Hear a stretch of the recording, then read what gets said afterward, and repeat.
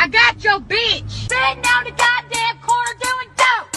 Sitting down the goddamn corner doing dope. Sitting down the goddamn corner doing dope. Corner doing dope. They ought to be ashamed. Sitting down the goddamn corner doing dope. Sitting down the goddamn corner doing dope. Sitting down the goddamn corner doing dope. Corner doing dope. Goddamn right, bitch. Look at here. There you go. They're out here sharing marijuana. Look at here. There you go. The same old nasty ass people from last week. Corner doing dope. Corner doing dope. Corner doing dope. Corner doing dope. Goddamn corner doing dope. Corner doing dope. Corner doing dope. Goddamn right, bitch. Sitting down the goddamn corner doing dope. Sitting down the goddamn corner doing dope. Sitting down the goddamn corner doing dope. Corner doing dope. Dope. Goddamn right, bitch. Goddamn right, bitch. Goddamn right, bitch. Goddamn right, bitch. Corner doing dope. Corner doing dope. Corner doing dope. Corner doing dope. Corner doing dope. Corner doing dope. Corner doing dope. Corner doing dope. Sitting down the goddamn corner doing dope. Sitting down the goddamn corner doing dope. Sitting down the goddamn corner doing dope. Corner doing dope. Goddamn right, bitch. Look at here. There you go. They're out here sharing marijuana. Look at here. There you go. The same old nasty ass people from last week. Corner doing dope. Corner doing dope. Corner doing dope. Corner doing dope. Goddamn corner doing dope. Corner doing dope. Corner doing dope. Goddamn right, bitch. Sitting down the goddamn corner doing dope. Sitting down the Yeah.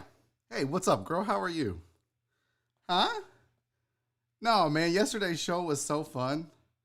I know. Yeah, it was a blast. Yeah, no, I'm just sitting here with Oliver. We're getting ready to start the show. Oliver, no, he's my kitty cat. He's my Bubba. Why? What's up?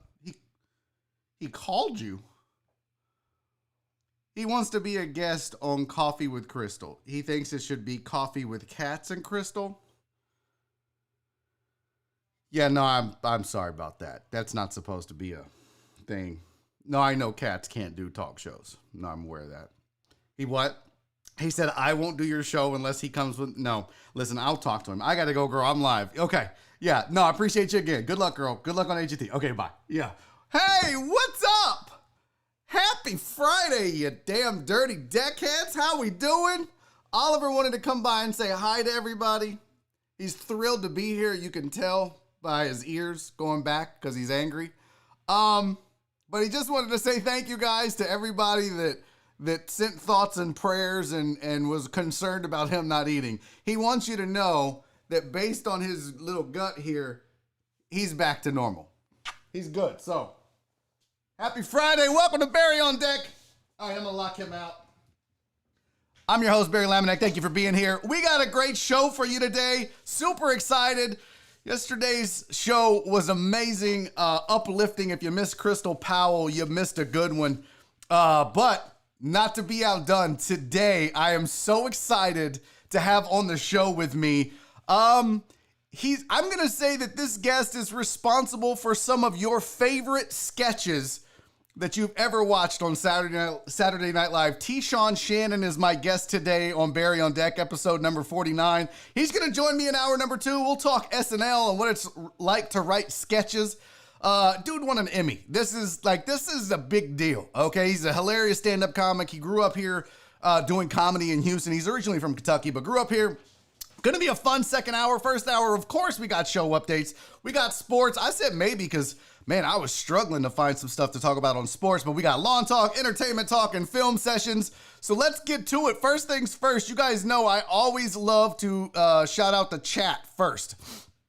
Hey, we have a new leader in the clubhouse. We have a new first.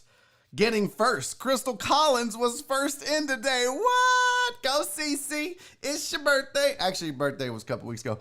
But what's up to Crystal Collins? What's up to Francisco Abarca? What's up, buddy? Clarence Marshall is here. Jeremy Benninger. Can we all take a sec? No, you know what? I'll do that at show updates. Jeremy Benninger, I got you, buddy. Congratulations. We're going to talk about that. Cowboy fam is in the building. Chris Householder is here. Yuri Villanueva is here. Who else? Truckin' Taco in the building. I love it. Bradley Jackson. Chris Reyes is here. What's up, Chris? How goes it, my friend? Did it not drop a notice on the Discord? That's interesting. Who else? Who else we got here? Fidel Limon, man. Fidel, you keeping me laced with these videos. W. Peter Wood is in the building. Justin Swinford is in the building.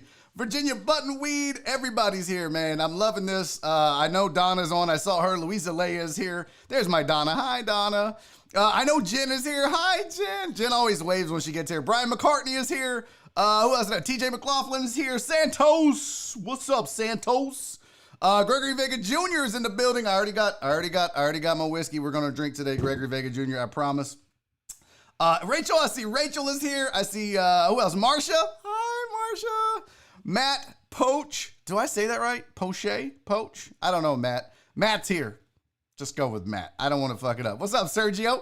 Who else is in the building? Oh my God. What did Rachel say? What is this? Who else is here? Justin Kelman's here. Charles Garza.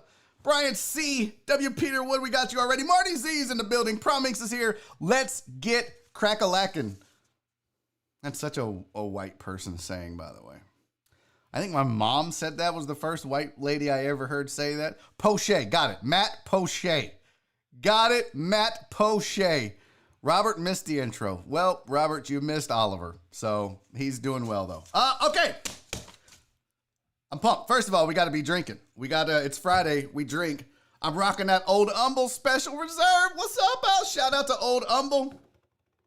Rocking it. My favorite thing about Humble as a city is when people call it humble. That's when you know they're not from Texas. Also, my favorite thing about the city of Humble is when people tell you to stay humble. Do they mean stay humble, or do they mean to stay in humble and don't leave? I don't know which one they're talking about. Oh shit, I forgot my stirrer stick. Oh well, we know what that means. Daddy finds a twist tie in the drawer. This is my stirrer stick. Okay. Doing it. Okay. So much show stuff to get to. My light is crooked. Y'all know my OCD won't allow that. First and foremost, Jeremy Vinegar is one of our chat moderators along with Luis Zalea. And I want to say, first of all, thank you to both of those guys for keeping you hooligans and you dirty deckheads in order on the chat. But I want to say congratulations to Jeremy Vinegar. He's expecting a baby boy. So we got a brand new deckhead on the way. All of y'all, first of all, I just want to say I'm very proud of all the deckheads for having sex as much as you guys do. Some of you guys don't have any, but some of you guys are actually, and I say guys, I mean guys and gals. So just don't, it's not a sexist term. I'm not singling out guys. But some of you deckheads are actually out here having sex with real people and then creating babies. And it's amazing. And so congrats to Jeremy Vinegar and the Vinegar family. We have a new deckhead on the way. And I just say name him Barry is what I mean. Look, it's a cool name. Listen, most people, if you took a poll, if you asked, most people would be like, I wish my name was Barry. Even chicks, I think, would say that. So I think you should name him Barry. It's a boy, Justin Swinford. I'm not saying you should name a chick Barry. I mean, she could do worse. She could be named after my grandmother. My grandmother's name was Mildred. Could you imagine? Do we know any Mildreds? Does anybody know any Mildreds out here? My grandmother's one of my. Yeah. Hey, Santos popping the super chat cherry. Thank you, buddy. You're a very kind and generous man and a scholar, Santos. You know I love you. He said, don't get too drunk today. Need you to be funny tonight. Can't wait to get some laughs on. Oh, shit. That's right. I do need to talk about that as well. Thank you for reminding me. I forget my own gigs. It's pretty sad. So my grandmother's name is Mildred. I don't know any Mildreds. I know zero Mildreds. My wife is Mildred. Oh, shut up, Virginia Buttonweed. Just because you're 108. Chris Householder said my grandmas were Dolores and Millie. Why are all of our grandmas' names so fucking weird? Right? Like, I've got my grandmother's name. So Chris Householder says his grandmother's names were Dolores and Millie. My two grandmothers' names, Mildred and Verna. What are we doing, old people? Why are we naming our kids weird shit? I mean, my first name is Truman, and that's an old ass name. Like I should be 105. My mom was like, nope, we're not calling him Truman. So she went with Barrett. They called me Barry. Listen, if I could pick a name, it would probably be like Kirk or something like that. Or Kurt, I don't know. TJ McLaughlin, Vina and Lorraine. My grandma's name was Ignacia. Oh, we called her Iggy. yeah. My Gma was Agnes. See? Yeah. What are we doing, old people? Why do we have these weird fucking names? Virginia Button, we said 9:30 tomorrow. Who's coming with me? Hope they have Tito's. Oh, thank you for the super chat. You're very nice. And I'm glad you're coming out to did you get a senior discount, Virginia Buttonweed? You guys know Virginia Buttonweed legitimately, I'm not even making this up. He's 97 years old. I joke about 105. He's so old. When Moses parted the Red Sea, Virginia Buttonweed was on the other side fishing. Couldn't find the button for the laugh track. I gotta stop it. You guys are too kind. Yeah. Oh, I gotta put that on my coaster. My wife will have my ass if I start putting rings on everything. I need some other names. Check your Venmo. Oh, I forgot about that. We do need to talk about this Venmo thing. Charles Garza, thank you for the super chat, buddy. Hope they have a wheelchair ramp for VB. Boy, I tell you what, you guys get after each other on the Discord. It's nasty. I love it though. And thank you again for the super chat. Sandoval H-Town said Matilda and Delphina. Bro, why are our grandmother's names so fucking weird? I don't understand it. I've never understood it. Mildred and Verna, I love you both. Rest in peace. I'm not even Catholic or Sammy Sosa. But weird ass names. Weird ass names. What I miss? Okay. Grandpa's were Bernie's and Bobby Joe. Yeah, that's not that bad. That's not that bad. And Marsha says Delphina's a pretty name. You guys are dumb. Okay. Let me check. So yesterday, let's talk a little bit about the show yesterday. Because I thought it was a great show. I thought Crystal was amazing. She's so uplifting and positive. Apparently YouTube felt otherwise. And once the show was over, so they didn't do it while I was live, thank goodness. But once the show was over, they ripped the show down and didn't have it posted. And everybody was like, what happened to the show? I don't know. And then I see that I've had another violation. I appealed. Of course, the appeal was granted. They put the show back up. I'm getting sick of this shit. I really am. Like, it's becoming really hard to do a show consistently and try to do a good show consistently if YouTube is going to fight me the entire way. Now, they've said that there's these community guidelines you have to follow. You can't glorify violence. And I think this is where my philosophy differs from YouTube. If I'm making fun of people fighting, if I'm making fun of a situation, I'm not glorifying it. I'm not saying you guys should all go out and go to the airport and fly Spirit and then fight people and throw fast food at them. I'm making fun of it. When two people are fighting on this show and I'm looking at the video, I'm making fun of fighting. I'm not glorifying it. Even when I give tips, it's really about defending yourself. I'm not suggesting you go out and fight people. I'm saying if you're going to get in a street fight, this is what these people are doing wrong. This is how you defend yourself. And then I still make fun of it because we talk about using moves like the get off me. I teach people how to it's fucking ridiculous. And I'm getting really frustrated with YouTube as a whole. And so my thought process right now is I'm thinking about jumping over to Twitch. I really am.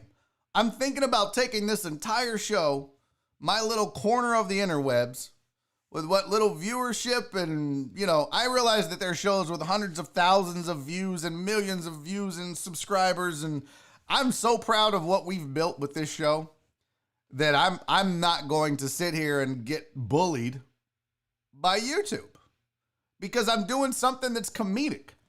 I'm not glorifying anything. It's comedy. So I am seriously considering moving over to Twitch. And I'm also considering just simulcasting I'm seriously considering simulcasting on Facebook and Twitch and then taking that day's show and uploading it to YouTube. I don't know if this is going to be my final strategy or not, but I'm getting really sick of it. And yes, Twitch has chat. So you'd be able to chat with me on Twitch. If you have Facebook, you could follow there. Yeah, it's getting old though. And I'm getting and it just creates more and more work. I mean, I have to spend, time on chat and emails, and it's getting old. So what's up, 713 Hooligan? I'm just sitting here bitching and crying. Priming says Twitch is way better than YouTube. There are some really cool things that can go down on Twitch. You guys we'll still have the Discord. We'll still have the Patreon. We'll still have chat. We'll still have a lot of things. But if I move over, the one thing I won't have is 2,500 subscribers. But you know what? I don't get 2,500 simultaneous viewers every day. I have a core group that enjoys this show, and I want to make sure that this show is available for that core group whenever they want to watch it. So that's what I have to be concerned with. Okay, more show to get to. I do want to say it's not today. I believe it's the 19th, so it's Sunday. But I want to say happy birthday to William Resendez. What's up, William? Can everybody do me a favor in the chats? Can you please wish William Resendez a very happy birthday, because he's a fellow deckhead. He's a big supporter, and yeah, it's his birthday, and he's a loyal ass deckhead. You know, he's not very outspoken. He's not out front, but I can tell you right now, I think William was the first to either buy a shirt or no, William was the first Patreon member ever. I hadn't even publicized the Patreon page yet. He found it on his own and joined. He was the very first patron on Patreon. So happy birthday to the OG patron. That's for you. Okay. Speaking of Patreon, we've got to do this before I get moving here. I do want to say what's up and thank you to all the new patrons on Patreon. Plus, some of you upgraded.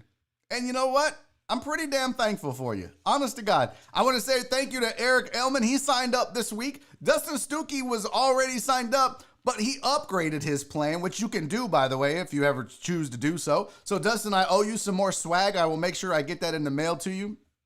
Charles Garza is a guy that also updated his. I didn't publicize it, and that's my bad. I didn't start doing that till this week, Charles. But Charles Garza is another guy that took his pledge and upgraded it a level. So thank you to Charles Garza for doing that. I owe you some swag. Justin A., thank you for signing up, homie. Same thing to Hip Hop Hercules, man.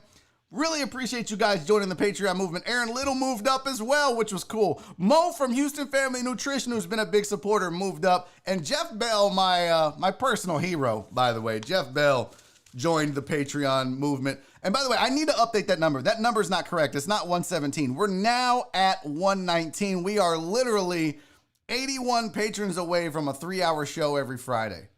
So we need to make that happen. Now, there was some discussion of should that show be for patrons only? Should it be for, nope, 81, actually, Chris Reyes. I had the wrong number. It's 119. But people are like, well, the 3rd hour should be for patrons only. And I would try to do that. The difficulty is if I'm live streaming now, then I would have to stop and start a new show. So I don't know how I'm going to pull that off if that's going to be the case. But this is why I had suggested, instead of a 3rd hour on Fridays, I would do a new show on Saturdays for patrons only. But you guys voted against that. Everybody wanted a 3rd hour on Fridays. So it's looking like that won't be the Patreon only content. Okay, so. Now, that is... Oh, one other thing. I do want to say, for those of you that have been sending me Venmo, and Donna, my sweet Donna, last night, after the show, when I was bitching and moaning and crying on Twitter about YouTube and talking about moving to Twitch, Donna sent me a Venmo. $25. How kind is that? How generous is that? And she said, this is supporting you and your movement to Twitch. Donna's big on this. She wants me to move to Twitch. Keith, buddy, thank you, homie, man. I appreciate you sending this. I know you love the lawn talk. He said, Friday, lawn talk, love. I missed a donation last Friday. Things are getting tough with COVID. Brother, Yeah. I understand completely. I don't want you guys feeling obligated to have to send me anything.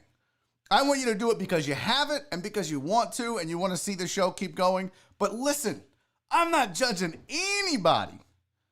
If you guys, if you just consume this show, I'm happy. That's it. So please do not feel like you are obligated to do anything, because that is absolutely not the case. What's going on? What is don't move, damn it? What does that mean? What does that mean? I don't understand. Danny Ariano. Okay, one shot. I'm going to do the Jameson shot. Okay, I just unplugged my headphones. Got to have those. Got to have my monitors. All right, this is for Danny Ariano. This is the one shot, and then I'm no more shots today. I'm not being drunk for Tashawn Shannon. This is my big moment. But cheers to you guys. Cheers to everybody that supports this show. Those of you that have told me no matter where I go, Twitch, YouTube, Facebook, you're following me. I appreciate that. I appreciate every deckhead that shows up, that watches later, that sends money, that's on the Patreon, or that just consumes this and tells a friend. Thank you all so much. Couldn't do it without you. Cheers. We are almost done with this bottle. Getting close. Okay, now, I don't understand. Oh, Chris Householder said, please don't move. Twitch and Facebook are blocked at work. That is a problem. Sergio says Twitch is blocked at work. So a lot of you have Twitch blocked at work. Well, that's not good. That's something I need to consider. I got to figure this out. That's weird that your job has Twitch blocked, but not YouTube. That's a strange one. All right, let's get to some sports headlines because we got a lot of shit to get to. We're 20 minutes in. Your sports headlines for the day, nothing crazy. Listen, I tried to find a bunch of interesting sports shit to talk about. I'll be honest, I tried to find a bunch of interesting anything to talk about. It is slim pickings today. I feel like I could just sit here and ramble and talk about old ladies' names for an hour until Tashawn Shannon joins us, and it would be just okay. Because there was really not a lot of people are bitching about Harden wearing a mask. This is where we're at right now. But here's your headlines for the day. In sports, it's not looking great for college football this fall. There are people already talking about the fact that we possibly could be without college football because of the pandemic and the testing, and people can't get their shit together. So, it's not looking good. If you are counting on college football to be your savior, don't. You better switch sports. You better go look at cricket or something like that. Speaking of that, and I'm getting off topic, and you guys know I'm really good at getting off topic, but I have a new idea for a segment. Every Tuesday this month so far, I've done a solo show, and I plan to keep doing that for the foreseeable future. I kind of like doing a show by myself once a week just to see how it goes. Well, an idea I had is I want to start breaking down different sports on Tuesdays, similar to a film session, but with a sport that I know nothing about, and trying to give you my educated opinion on what's happening in that particular sport. So I will put out a call to the deckheads. I have a list of sports. Let me find it.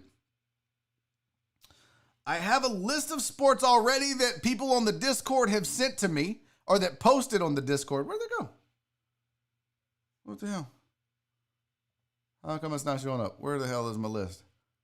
What's going on here? There it is.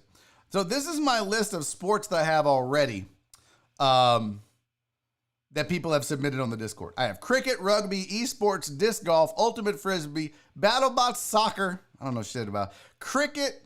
That's twice. Curling, synchronized swimming, cherry spitting. Is that a sport? Bull riding, log splitting, surfing, lumberjack contest, thakraw. That sounds like Thai porn.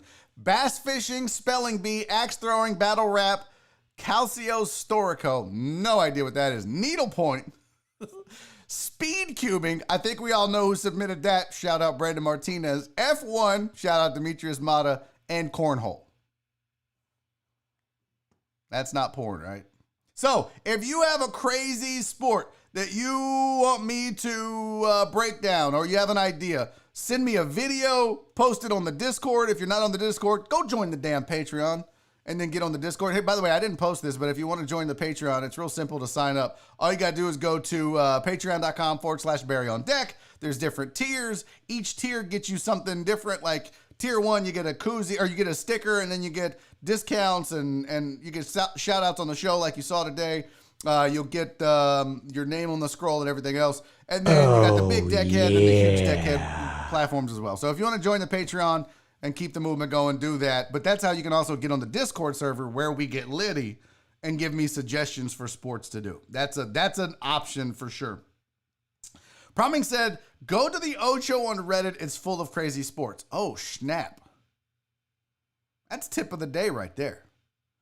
I'll remember that. The Ocho. Got it. A game of fake taxi driver. I don't even know what that means, Robert. That does. Nope. Bradley Jackson, we're not doing little people tossing. Thai porn is actually noodle porn. That's racist. TJ McLaughlin said, Calcio Storico is bonkers. I don't even know what it is. So, I plan on breaking down NASCAR. That's what I do. I plan on breaking down NASCAR and F1 for sure. So, if you have ideas for sports like that, let me know. Okay. Back to way off track, but back to it. Speaking of F1, I don't even know if that's right. Danica and Aaron Rodgers, Danica Patrick, Aaron Rodgers, they broke up. 2-year relationship over. I'll be honest, I didn't know they were together for 2 years. I thought it was longer. And number two, who cares? I don't really like either one of them. I think they're both snobby and arrogant. So I don't really care that their relationship didn't work. Let's be honest. Reports out of the CFL is that the Edmonton Eskimos, I thought it was the Edmonton Oilers. That's really what I thought. But the Edmonton Eskimos are prepared to drop the word Eskimos from the club's name. If I'm being 100% honest and transparent, I pride myself on being somewhat, slightly educated on the issue of race in America, in the world. I did not know that Eskimos was a slur or an offensive term. I had no idea.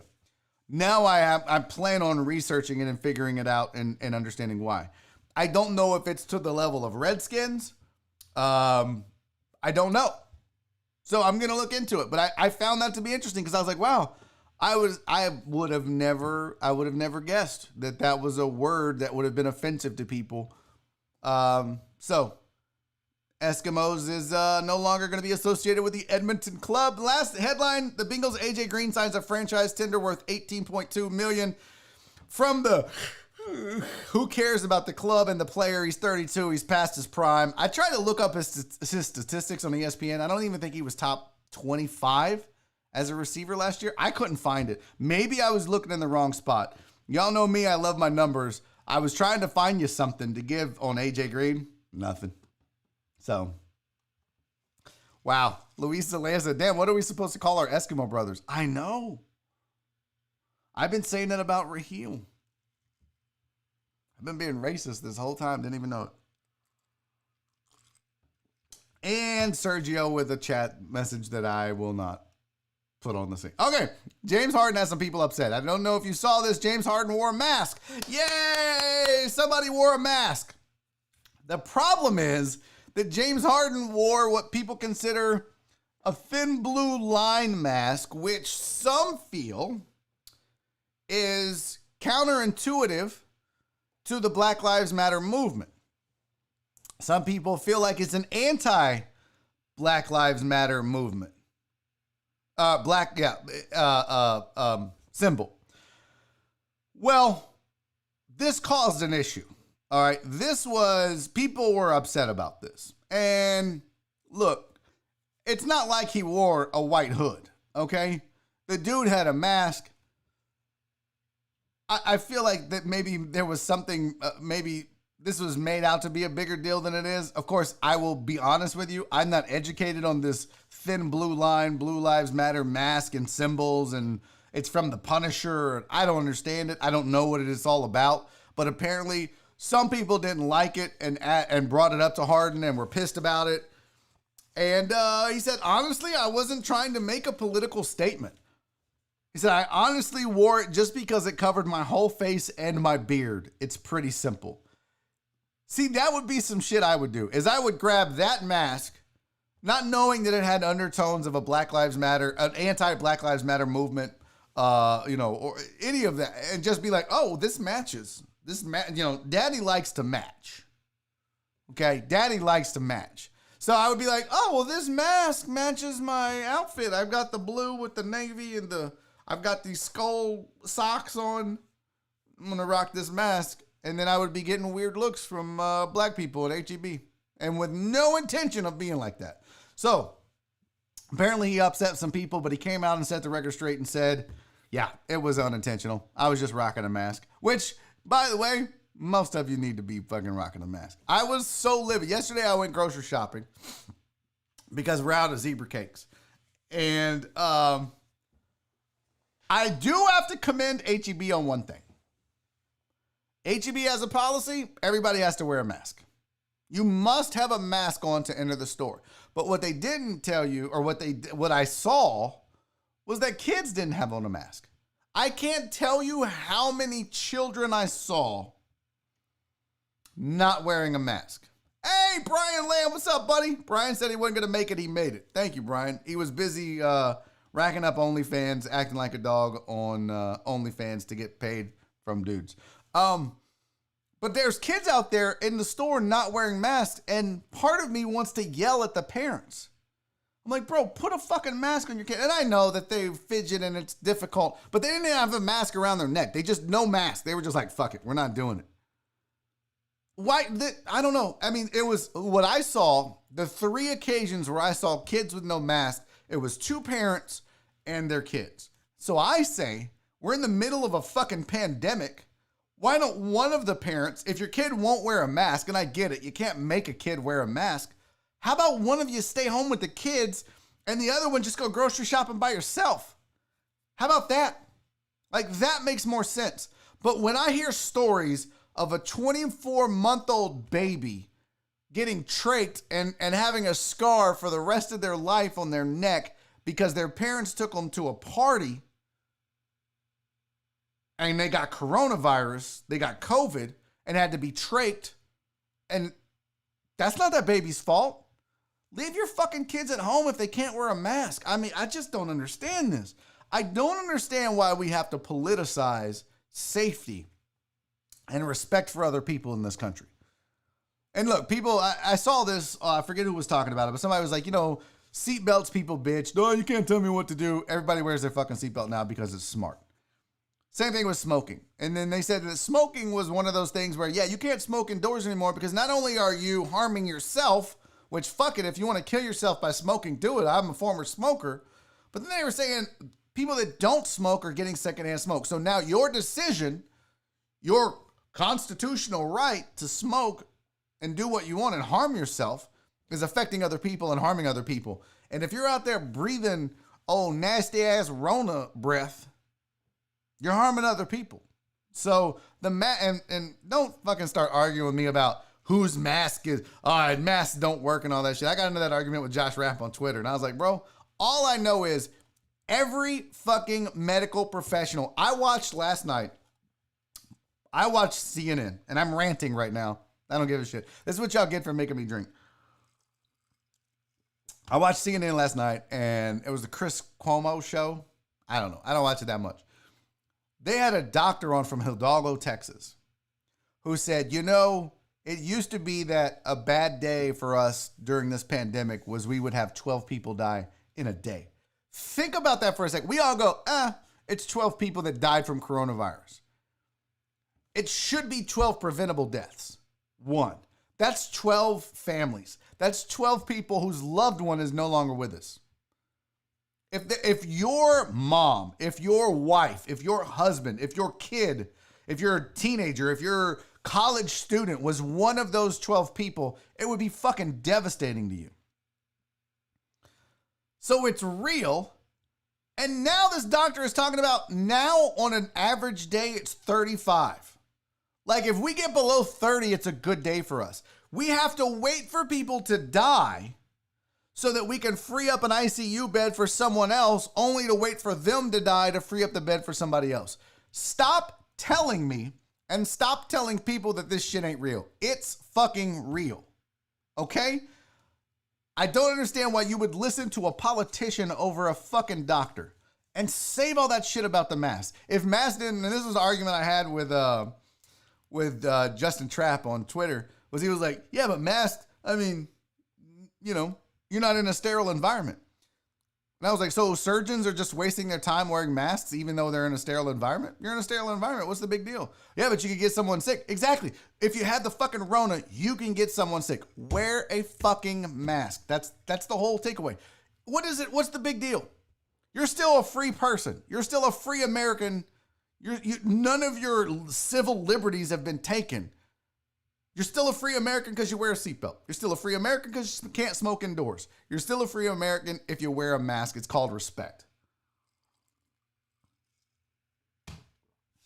God, I got really ranty. That felt dirty. I didn't like that. I don't like getting too ranty on this show, but when my wife, who's a nurse, comes home and talks to me about this, and then I go to the store and I see these fucking idiots that are like, "You never taking away my goddamn freedom. I'm not wearing no fucking mask." And then a week later, they're like, "Well, that shit, fuck, oh, damn, I got fever and I can't." In fact, you know what? That brings up a good point. Let's talk about Chuck Woolery for a fucking second. Since I'm bitching and complaining and ranting and raving, and I'm sorry I'm not ignoring the chat, I'm just kind of on a roll here. You remember Chuck Woolery? Mr. We'll be back in 2 and 2. Do you remember that? Am I too old? Am I the only one that will be back in 2 and 2?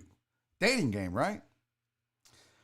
Well, Chuck Woolery a while back tweeted a tweet that our president, who won't fucking stay off Twitter, but our president retweeted this. And this is what Chuck Woolery tweeted out. He said, "The most outrageous lies are the ones about COVID-19.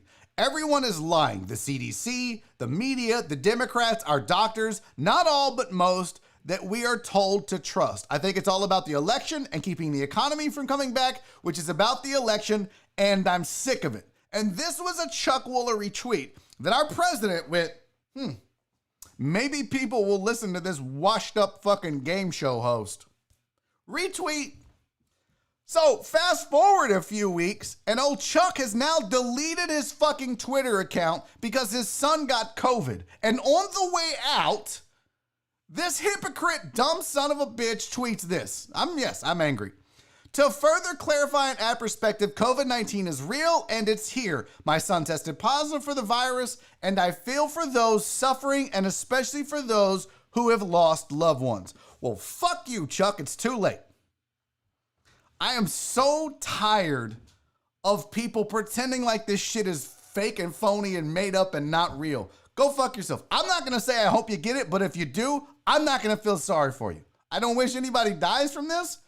But if you get it and you've been one of these people that won't wear a fucking mask, that think this is about politics, if you get it, sorry, go fuck yourself.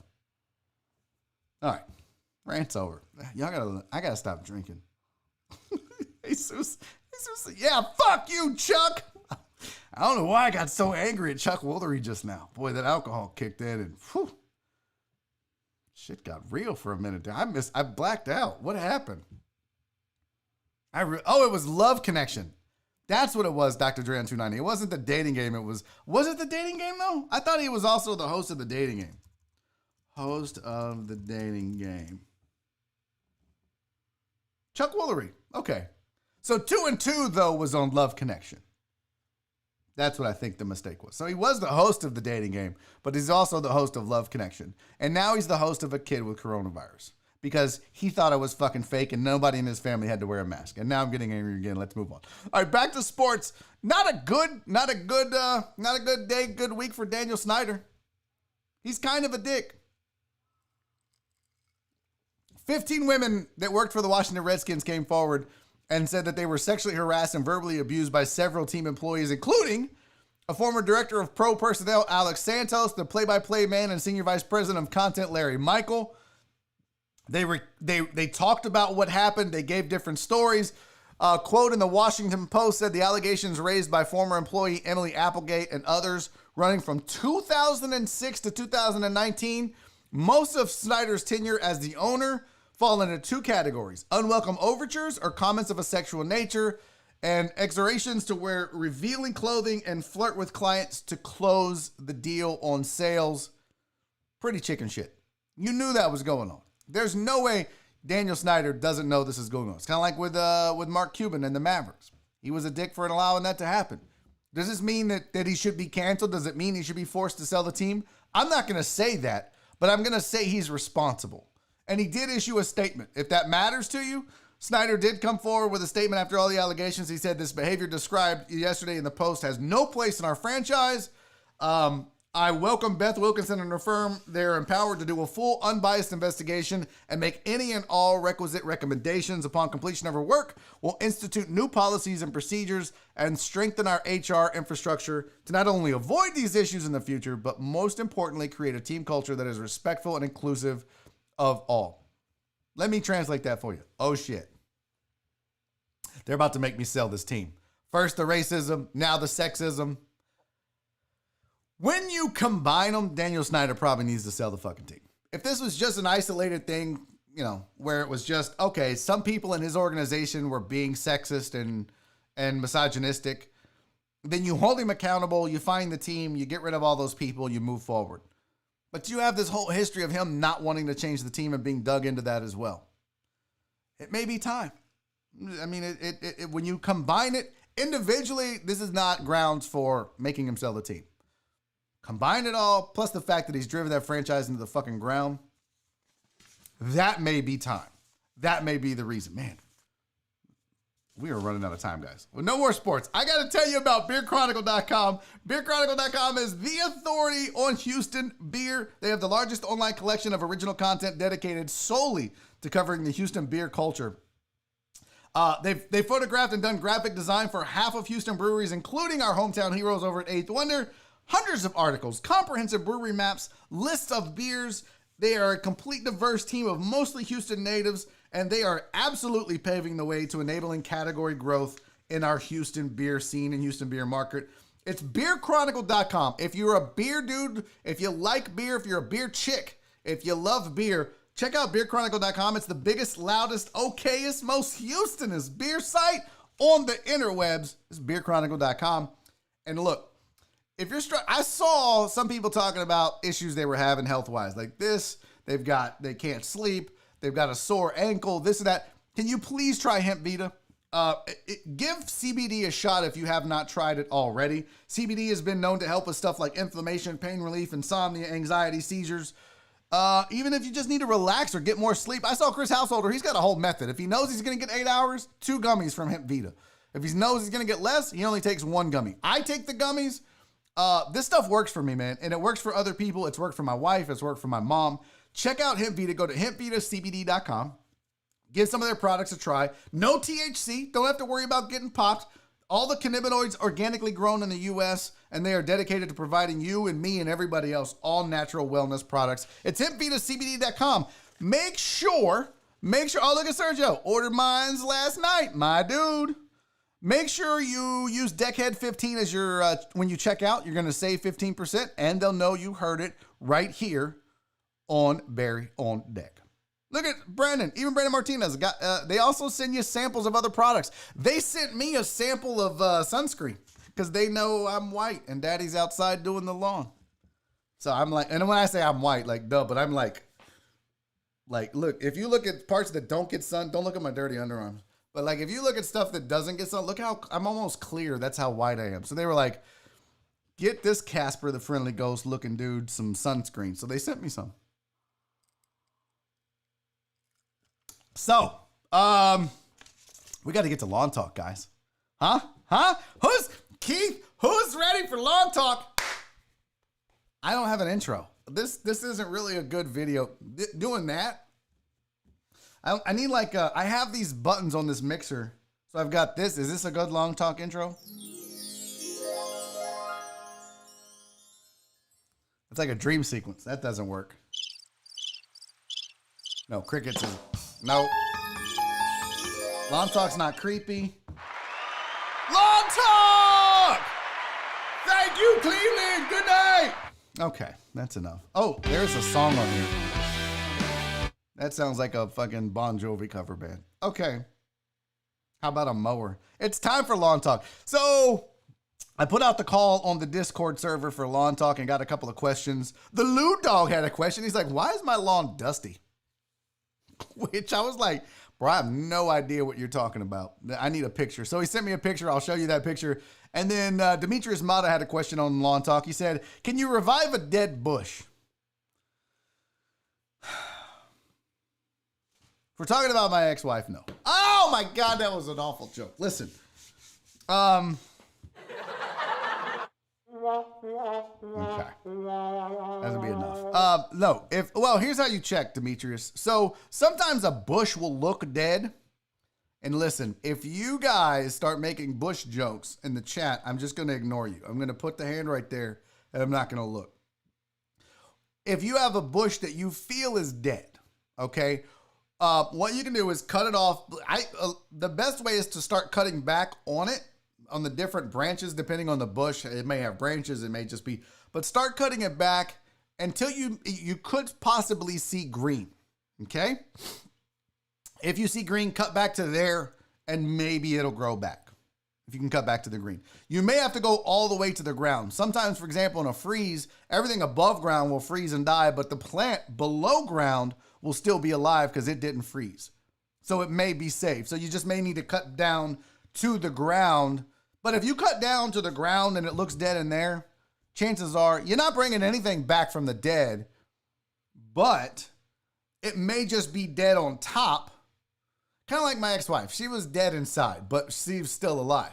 So that could be kind of like this bush. All right, I need to leave my ex-wife alone. So that's the answer, Demetrius. It could appear dead.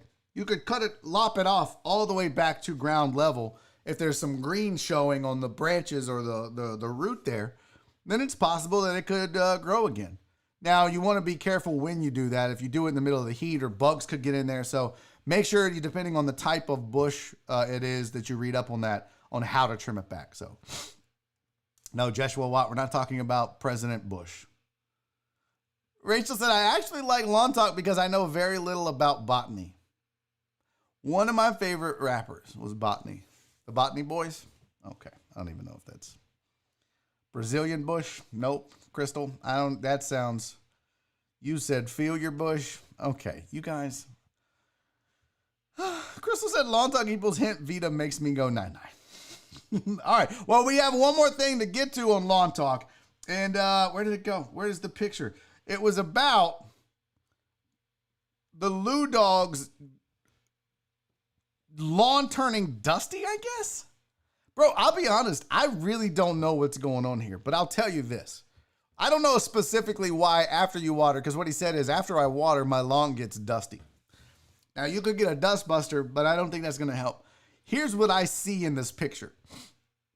Your lawn's a fucking mess, okay? Your lawn is dead. You don't have a lawn. You have a patch of dirt with weeds in it. What I would suggest to you at this point is, I'm not going to say start over, because I'm sure you have patches that are good.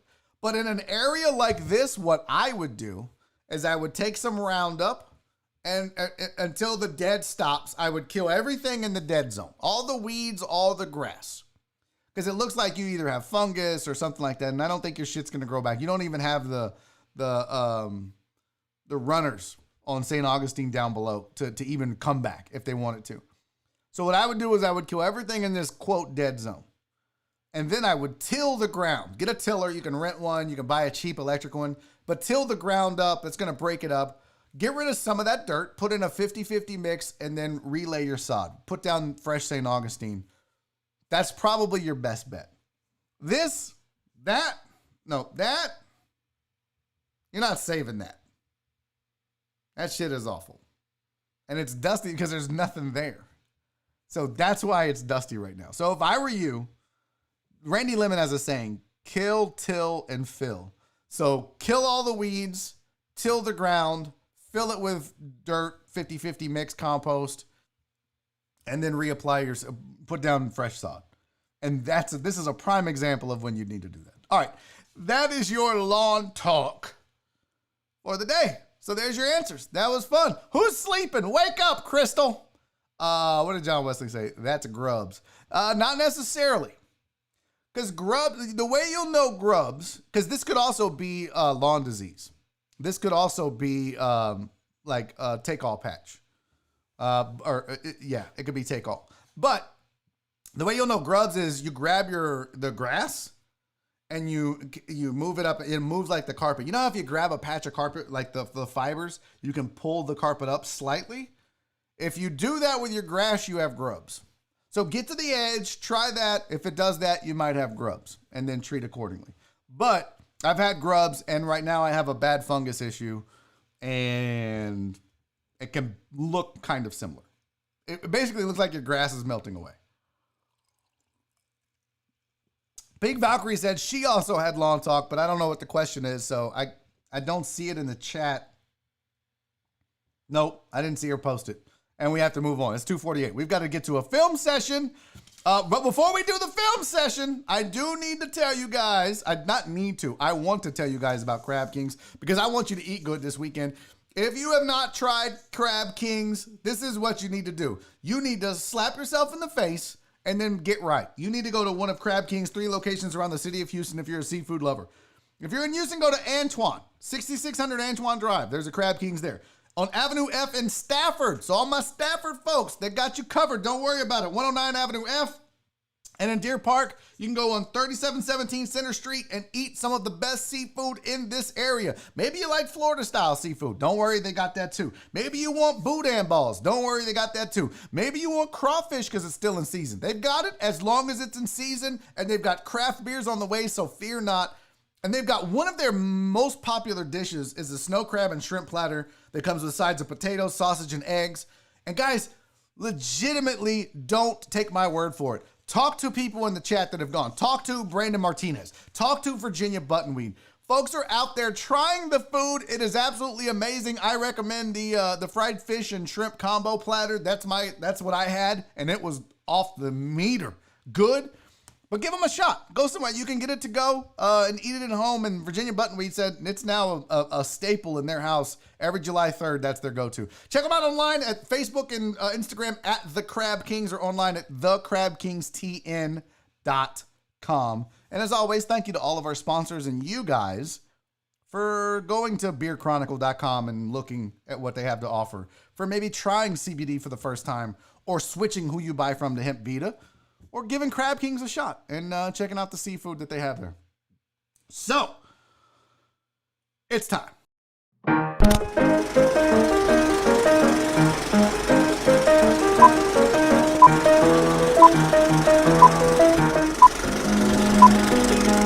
now it's time for a film session. Now, I will say this. I feel there's a lot of pressure on me right now. Here's why. TJ McLaughlin. Friday film session the best. I'm a little nervous. By the way, where'd it go? Oh, yeah, there it is. Jorge Pedraza. Crab Kings is great. I'm telling you. Try it. Here's the pressure I'm under.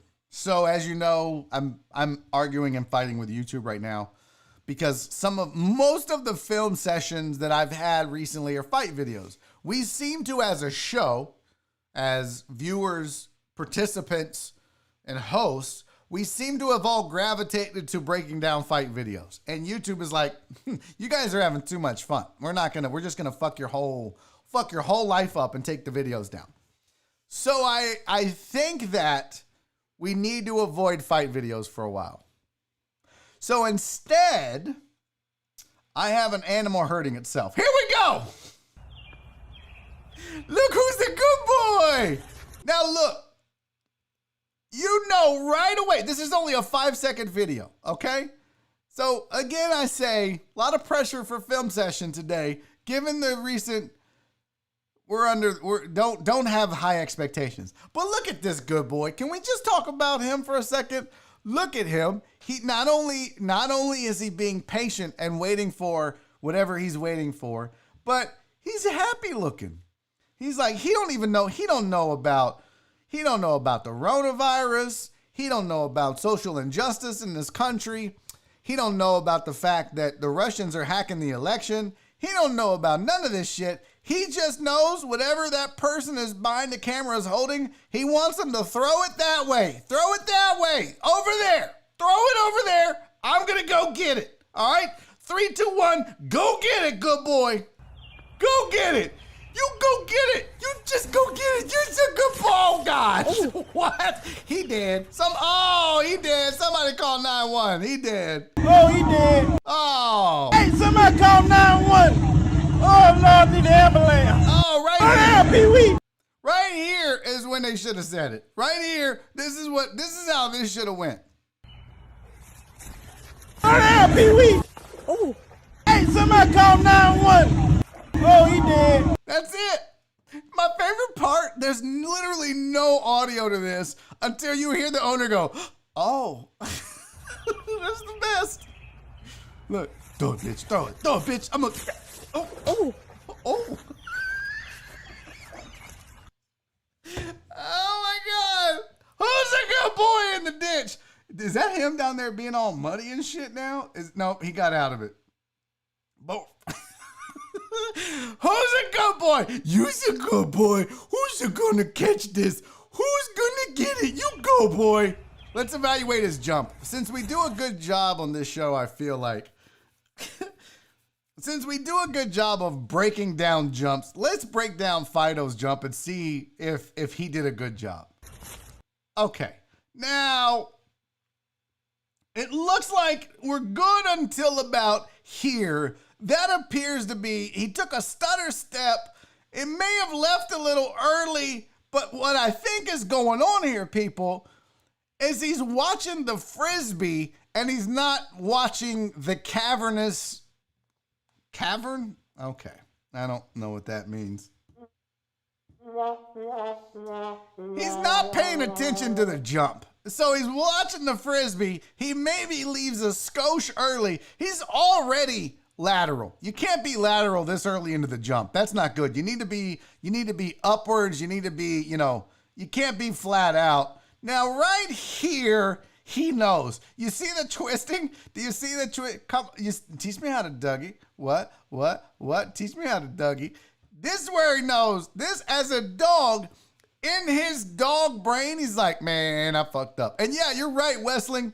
That was a bad route to the receiver. That was a bad route to the ball. Where the fuck are you going, bro? The ball is literally to your left. The Frisbee is all the way on the other side. Where are you headed? Now, right here, this is where he knows he's fucked up. And then now, now he realizes, he feels that he's fucked up. What's right there is, look how tough this fucking dog is, though. He's like, nope, bitch, I'm already out. Did you see him? If you look to the far right, look to the far right, you can see that he don't give a fuck about hitting this side of this thing. He's already gone because he's like, bitch, I got to get up this hill and get this goddamn Frisbee before it runs off. But the O is the best part of the whole thing.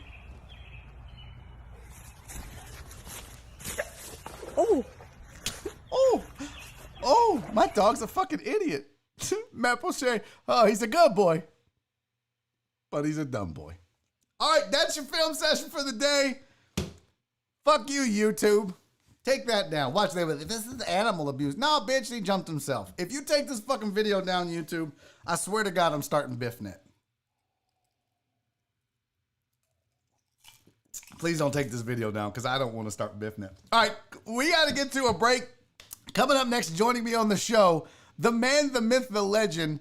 Really, he needs no introduction. If you've ever watched Saturday Night Live at any point in the last 15 to 20 years, you no doubt have watched a sketch of created and written by Tashawn Shannon. So he's going to be up next. He's a stand-up comic. He's a hilarious person. He's a baseball fanatic. We're going to talk baseball cards, talk Astros, talk Saturday Night Live, talk writing, talk comedy, and a whole lot more. So do not go anywhere. We're back right after this. This is Barry on Deck. I'm your host, Barry Lamanek. We're back in 5 minutes. Stick around. Go grab a friend. We'll see you in a second.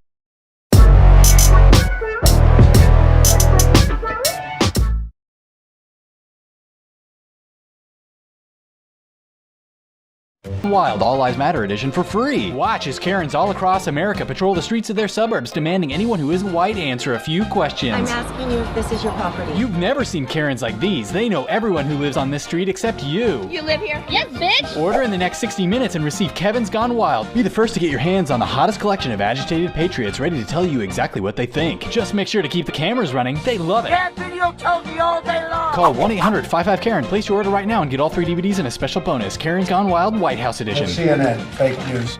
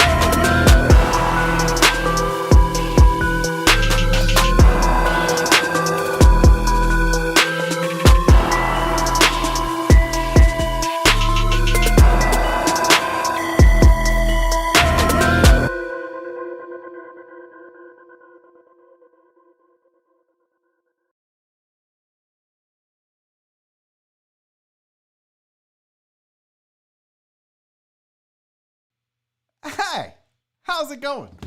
Welcome back. Hour number 2. Tech problems. Go figure.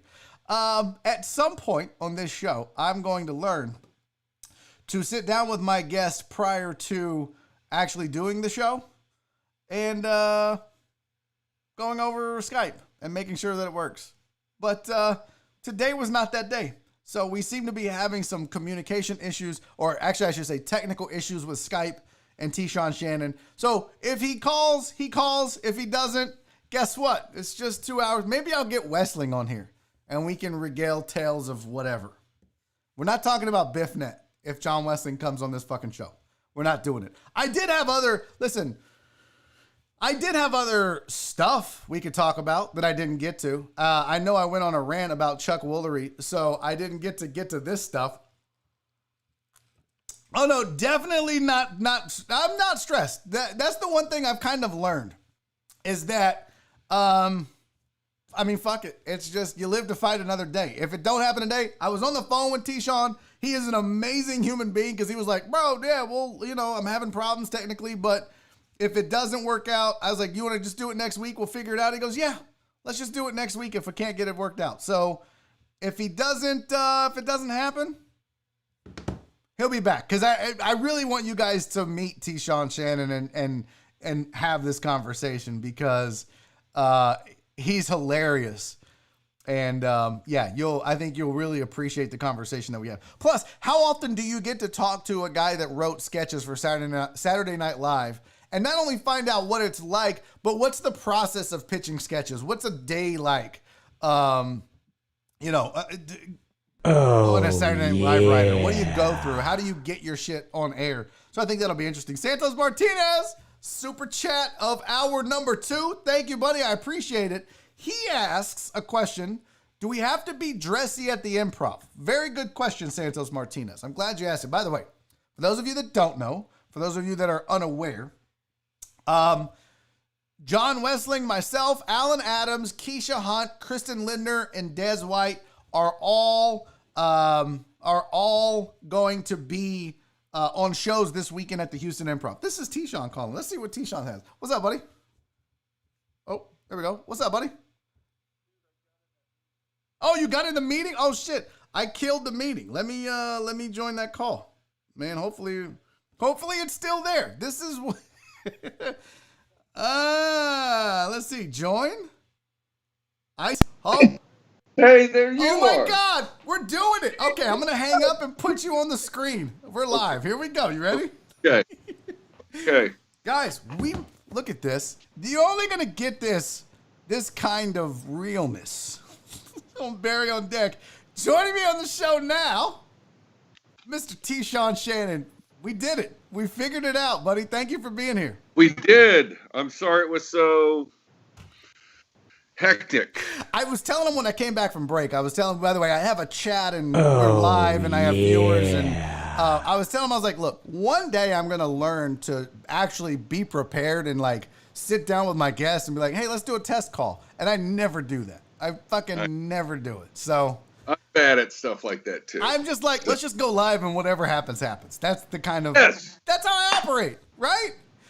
Yes, sir. So this is, but they're used to it now. Real quick, I got to get to this. Justin Swinford said, I blame Clyde. Thank you for the super chat, Justin. It's not Clyde's fault. It was Barry's fault. So this is where we're at. Tashawn, dude, thank you for joining me. First of all, appreciate you being here. Okay. In my research. Yes. I discovered you and I are friends on Facebook. So that was my research. As I just pulled up Facebook and went, what's he doing lately? And what am I doing lately? I don't post that much. My wife posts a lot. Like, what are you doing lately? That was my research. Like, what's going on? I'm hiding out. I'm actually doing a project with my brother about cybersecurity that's kind of fun. So really?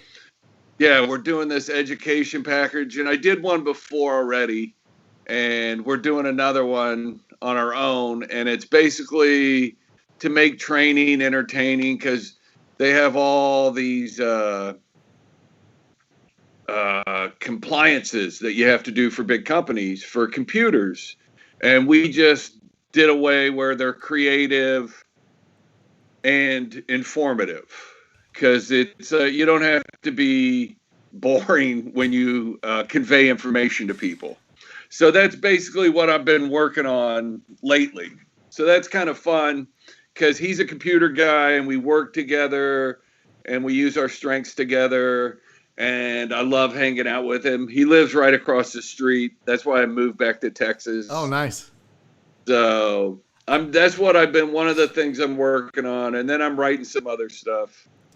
That was, so when I looked at your Facebook, there wasn't you don't post a lot. In fact, I think I had sent you some messages in the past that you never responded to. And I don't know who I told you. I was like, oh, maybe he didn't remember because we had worked together at the VFW. No, Hall. I remember we worked together. I was like, then I think when I did a show with Andy, that was the first time I met you. You came out to watch Andy, and you actually gave me a compliment on one of my jokes, which was like put me through the roof because I was a younger comic at the time. So that meant the world to me for you to say that.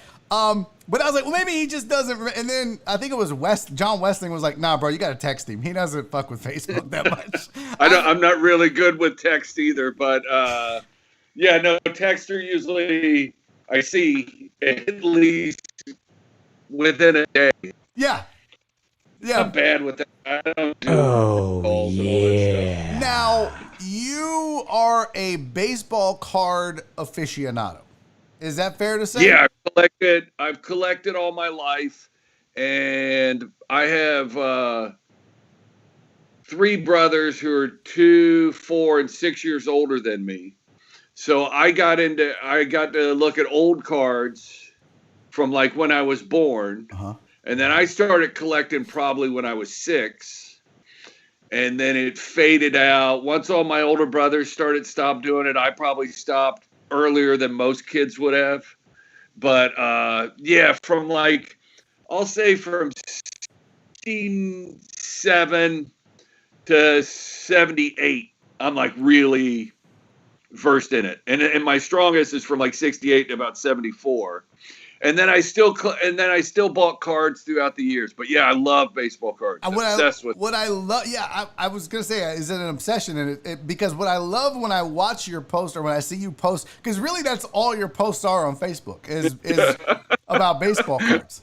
Just a random card up. Hey, I really like this card. You're like, look at that. Like it was, who was it? Was it Ray Fosse and? No, Vida Pinson and Thurman Munson. Yeah, that one. The sliding into home. One. Yeah. The way is he safe or out? I was like, wow, I would have just looked at that and went, how much is this worth? And that's it. You see a whole like thing going on in these cards, don't you?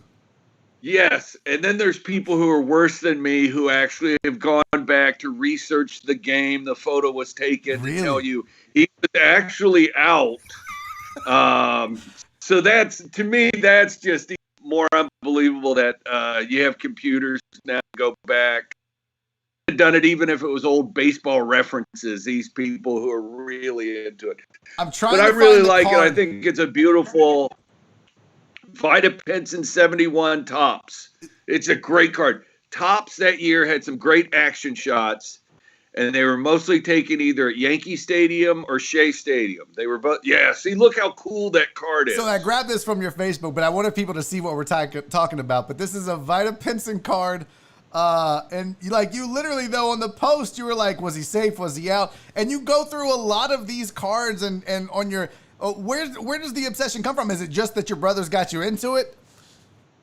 I think, and I just think they're, just part of my childhood so much, and my big love of baseball comes from this.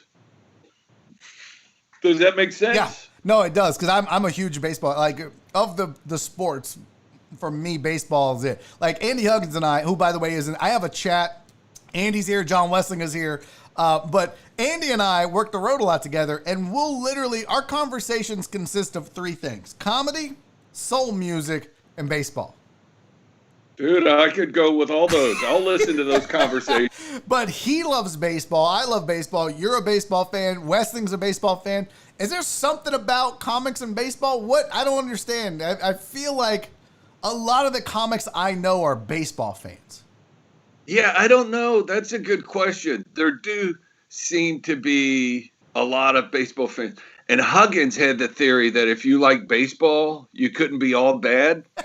And then we knew a couple comedians where you go, boy, that theory's getting tested with those two guys liking baseball. Those guys are assholes. Yeah, those guys are horrible human beings. But I remember, but he was heartbroken too when you would. Yeah, that guy. He doesn't like if he remembers the guy I'm thinking of. I won't make you name names. And I had to agree with him. Yeah, that's a good point. That guy likes baseball. Real quick, I got a super chat from Chris Householder who said Warzone Rumble is back. Good. Well, I can't wait to play this weekend. Robert likes beer with a super chat. Got to bounce early today. See you at the Improv. I hope so. I have shows this weekend at the Improv, so I'm pumped. A lot of people know you as a writer from Saturday Night Live. They don't know that you were a prolific stand-up as well. Yeah, I did stand-up. I still do it every once in a while. I'm not as disciplined. I'm not as hungry as I was, but when I was a kid, when I started, there were clubs like I could go to a spot at the Annex, and then I would drive to Comedy Showcase because I live right there, and I was in college. So, I mean, I was so lucky as a kid I could do it twice a night, and that's what Houston was great about. And now, twice a week. Maybe, yeah. Yeah. And you came up with some of the best, right? Like, I mean, your class of the people you were around set a bar that most all of us will never be able to obtain. Kinnison and Hicks was among those, right? It was a great discipline to you got pushed. Yeah. I got thrown in with the big boys, and you either sank or swam, and luckily I swam, Yeah, I couldn't imagine. Like, I already don't get a lot of stage time just because I'm not active in the local scene and I work the road mostly. But I couldn't imagine having to compete with the likes of Bill Hicks and Sam Kinison and all of the folks in that group for stage time. Yeah, well, Kinison had left before I started, but I met him in L.A. before he broke. But yeah, no, I mean, it would be. But that was the great thing. You had Carl Falkenberry and Jim Patterson, brilliant. You got Huggins, you got Hicks, you got Fred Greenlee, you got Jimmy Pineapple, you got it's just a ton of comedians, and they were all great, and they all had different styles, but it was a purity to comedy, and it really made you respect comedy because I didn't know what stand-up was like. I'd only seen it on TV, and I had props the first time I went up. Did you? And yeah, I juggled. Shh, don't tell anybody these things. You weren't, no. But did you really? But no, you know how I got, it's also baseball related how I became a comedian. So I was watching the Showtime special, and they did the best of the funniest people in the America Showtime specials. And they had this special where Eddie Murphy didn't win the contest. This guy, Steve Middleman, did. And they talk, but they show all these comedians. And I'm probably a senior in high school. So we're talking 82, 83. And it's David Steinberg. What's his name? Do you know the guy I'm talking to? He's kind of the Canadian Dick Cavett. He's a Canadian Dick Cavett. Is it David Steinberg? Okay. And at the end of this documentary, he goes, this might look easy, but these are the Babe Ruths and the Henry Aarons of comedy. And I swear to God, I'm sitting at home going, hey, I could be Ty Cobb. These guys aren't that good. What? So that's a true comedian attitude, seeing professional comedians and going, yeah, I'm as funny as those guys. Those guys are the best. I'm going to be Ty Cobb, man. I'm going to kill it. That's outstanding. I'm probably the Billy Spires of comedy. Dude, that's still solid. You went to Milwaukee. You had a good season. Yeah. Third base. Hell yeah. I mean, a little bit here and there, but never going to stick in any one spot. And no one really takes me serious. It's better than being the Larry Yount of comedy. You know him? It's Robin Yount's brother. Yes. And he's a relief pitcher, and he gets called into a game, and as he's warming up, he pulls a muscle. And he gets pulled from the game without throwing a pitch, but they've written his name in the register already. So he never played one pitch in baseball, but he counts as being in a game. So it's better than being Larry Young. That is true. Billy Spears, that's a good one. That's a great story. I know one thing, West thing I was talking to him, I was like, man, I'm so excited about Tashawn joining me. He goes, ask him about the Doc Ellis no-no. Ask him about the Doc Ellis no-no. The greatest ever. And there's a great comedy. But there's a great comedy story in that too. So, slipping the guy's name, really funny. Does Tom Kenny? Do you know Tom Kenny? He's a San Francisco comedian. So he did this bit about Doc Ellis pitching a no-hitter on acid, which is amazing that you would do that. Yes. And he goes, how did you do it? I think his bit was, I pitched the Demons high and tight and the Dragons low and away. And so that was his joke. And so he was really proud of it. And he told it at an open mic night. And Robin Williams came in and saw him and goes, that's a really funny joke. And then Tom Kenny, open mic guy, poor, has to take like 3 buses to another open mic night. And he does. And he finally gets there and he walks in and Robin Williams is on stage doing the Doc Ellis bit. He was like, what the hell? If only I had a car. I could have got here first. I could have done my bit. A lot of people don't know, but rest in peace to Robin Williams. He had a bit of a... Yeah, sticky fingers. Yeah. A lot of people you look at comedic genius on stage, improv, and being able to be in the moment and all that, but he was known as a joke thief a little bit. Yeah, no, but no, he did the Doc Ellis that is so bit funny. The same night. That poor guy had to take a bus across town. It's like, oh man, that is so funny. But Doc Ellis was amazing. He took acid and then ended up pitching a no-hitter because he didn't know he was pitching that day, and he woke up and he had partied the night before, but he had slept through a whole day. So it was Thursday when he thought it was Wednesday. So he woke up, took some acid, and then they go, hey, you're pitching. And then he went down and pitched a no-hitter. I think he hit a bunch of guys and walked the bases loaded a couple times, but still a no-no. Unbelievable. To me, that's part of what I love so much about baseball. Is I feel like only in baseball would you get a story like that. Yeah. Right? No, exactly. Yes. I don't think any other sport isn't conducive to having the story you told about Larry Young. And I mean, like, there's something about baseball that's conducive to those kinds of hilarious, one-off, interesting and intriguing stories. Yeah, no, it's amazing. I had a friend, the one guy from our high school, who is still in the Astros organization. He's an executive. His name was Mark Ross, and he was this great pitcher. And they brought him up, and he's with the Astros in relief, and they're pitching in Wrigley. And, dude, the wind is blowing out. It's a nasty day. And old Dave Smith's the closer, or the big reliever at that point, and they call him. And he immediately, oh, man, my arm feels tight today. Okay, new kid, get in there. And, of course, he got shelled back to the minors. Yeah, there are great stories like that. Just guys like, I'm not going out there. Have fun. Go get him, kid. Have fun, kid. This is my chance. No. Not today, though. Not today. Why don't we wait till we'll get in a stadium, no air flowing? Does this have to be my one moment? Yeah, this is my time. That's hilarious. So you started off doing stand-up. Did you always know you wanted to write? Because like me, I try to write sketches, and I'm trying to write a pilot right now with a group of writers that we're trying to pitch, and I find it way more difficult. Was that always a secondary passion for you in what you did? I always I enjoyed both. I always liked writing, and I was never that disciplined as a stand-up writer where I would write jokes, but I didn't make it a point to sit down and write every day. And because you worry about, okay, am I forcing it now that I'm down here writing jokes? But that's how it gets done. You got to force it. Yeah. And I would write just other things, and then it developed into writing for shows and stuff. But it was someone who saw me doing stand-up and goes, "Hey, do you want to write? Do you have a packet?"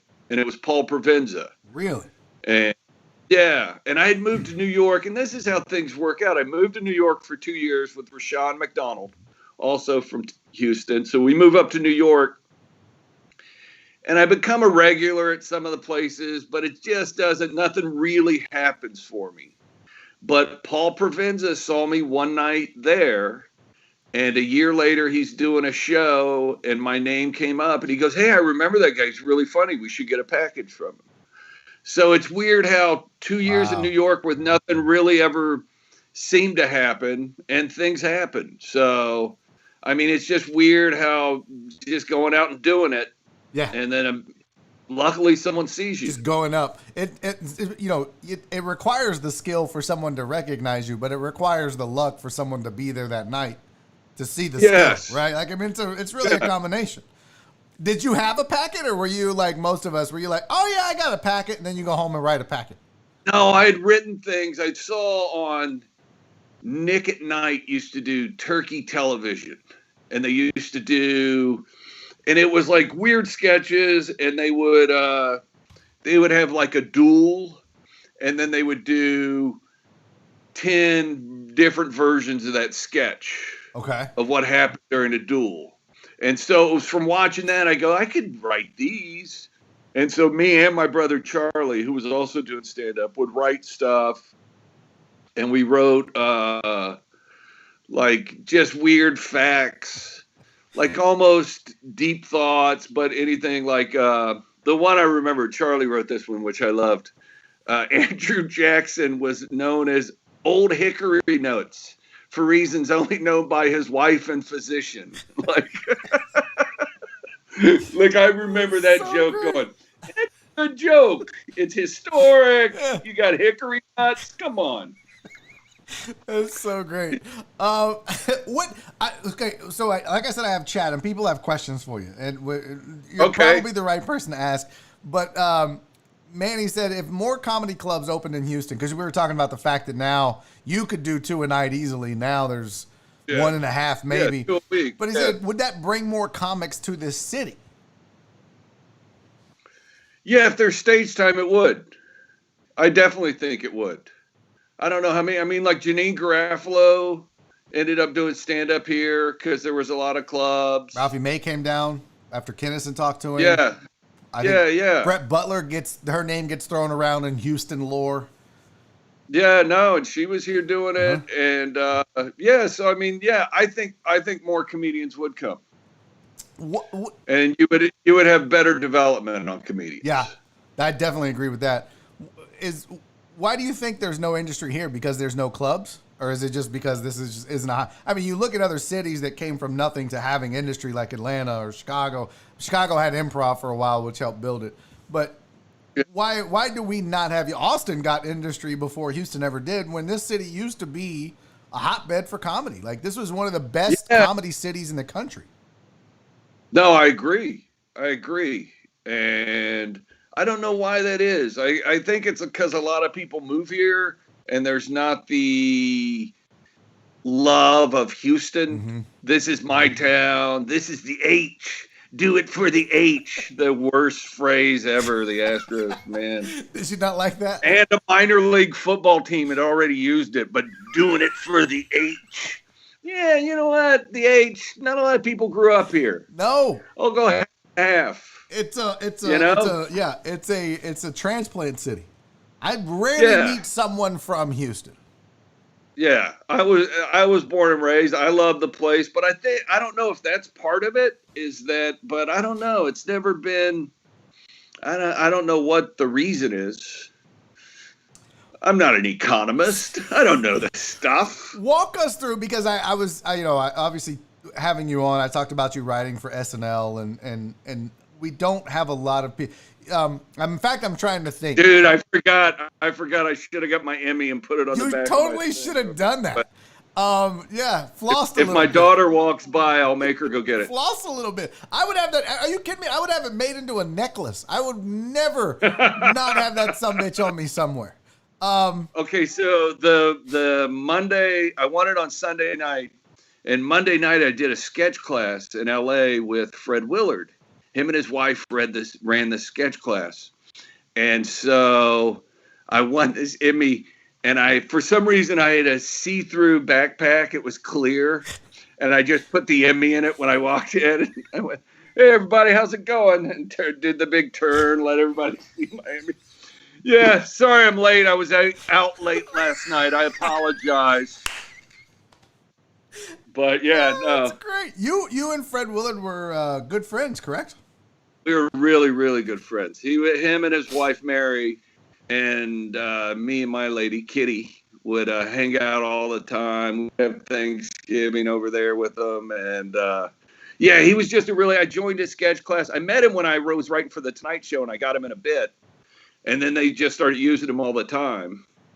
And loves baseball. Fred, obsessed with baseball. So we would go to games all the time. We would drive to minor league stadiums, Bakersfield, all these different places.